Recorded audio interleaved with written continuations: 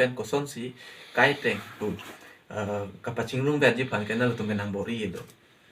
ni tum son taxi dak Chingthong long ri long same non mat ke la pu churi sai do bom lo o phet same na le tum non pini pe na bang bo la so long walk ke dam abang ke ik ton pen central committee tum pen ki chingwai pen na le tum ki mesen nang deng chikroi pen central committee abitung la pen ke na le tum non long walk ke dam abitung tum na tum chingki chingwai de da pi press meet do pen kar biang long atok anu ara ta thum pan stame na le tum ning puthot ning pathe glong alam lon ke than je phansi ni le tum stame na tum pan apor nang cholang lo la pen ke ako ke mesenye phansi na le tum deng bek po pusi ni le ning chelo athe ile tum kaching sar jai Kathar alang di non ke sar butor ko anon nei tum karbi aphan kisum pen jok nei pu alang li ko anon nei li tum phan nang e thanang gi mu pen jok li tum pinyar ni bang ke penangan gi li tum chini don lo la si li tum sar jai Kathar e tum kaching hon sar jai Kathar nang e Japon asong APHLC bang APHLC song long bang ke ajat alam alun boy le do postame sar jai Kathar nang ke Japon along bang si le tum arjap bang chip po si na le tum pinyar ni la long walk ke dam bom ko teng jur akonte tum finance tame ning che thelo lagi e biga bilo athe ko people away po bang ke non kedam ta ans tame central committee bang ke iklai vet sudul la pen ke Angtong Engti ke hai tum tame alang li tum sta non mat ke bitim bang alang tum chiore la ki erdon thap ke hala opposition tum la BJP long to bom ai la BJP IT cell ka chikrong tum la pen ke SSC long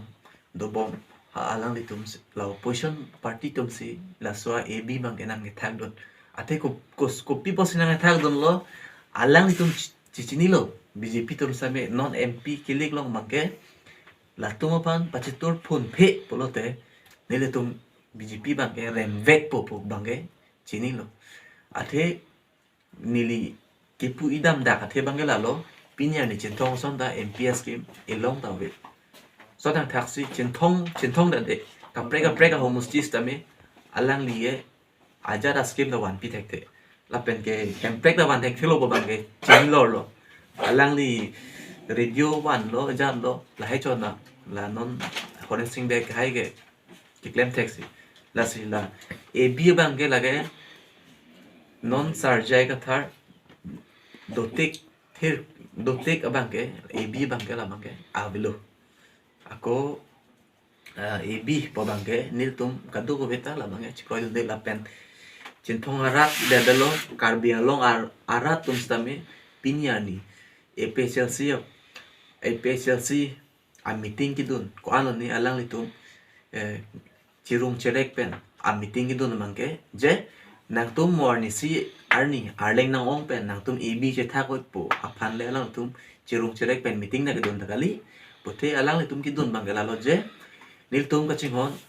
sar jai Kathar texer alang li ke nut IAS retired tang lo alang li ke role lo ron ta texer la pen ke aron ta tek pami pa ning che the join si pinyar ni ke du ke la akar biara tum stami la so song lo ke bang lo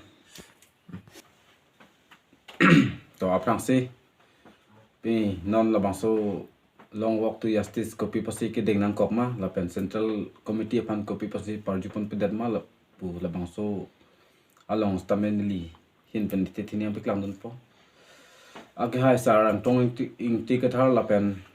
age hai sar daneswarong par la pen sip sonan se alang letum la pen la long walk to justice po along dorapet dawrapet klem rapet aria sangho atum phan ans tame copy pasi la bangso asai ke deng nang kok wa putha ba kedam tang ani pen ans tame ke che ke be amen kang thanji la pen non tribal voter list an kang thanji pu la bangso chi song along central committee pen kating ki ke chingwai ka vedat aputha bang ke niletum Chingthong arat mate karbiang long arat atum stame kamang hudun dukok lo alang litum kopi ko son se chingwai bedat ma la bangso pu thaga bangke nilitum sisi along anta la bangso chingwai bedat pa pu thaga bangke nilitum klar dak non mat ke thang nat abirta tan nilitum long lela alang litum kopi aning kama tha pentong malom so por la pu klem te choji pu dam te choji polang litum non long walk to justice polang litum klem ro pedar pedatum kopi ko son pentong kaching sai ki do pondoni la kai non man nilitum sisi long abirta long pa mi mena tangte bangso ka chisong di do or die long walk to justice bangso ka chisong long armu ke do lo tangte bangso armu do open ta nang tum central committee hin ba ta bangso armu ke do lo tangte bangso nang tum bangso central committee members ala spokesperson Angtong Engti Kathar bante kapre kapre ka songya potum hanta bangso song ben ing than ponjima non amat nilitum sisi da Chingthong sisi committee mate kapre homosti ben stame kama thapon abang kala pulo to long walk to justice kedam abang khu bang phiatum aphan stame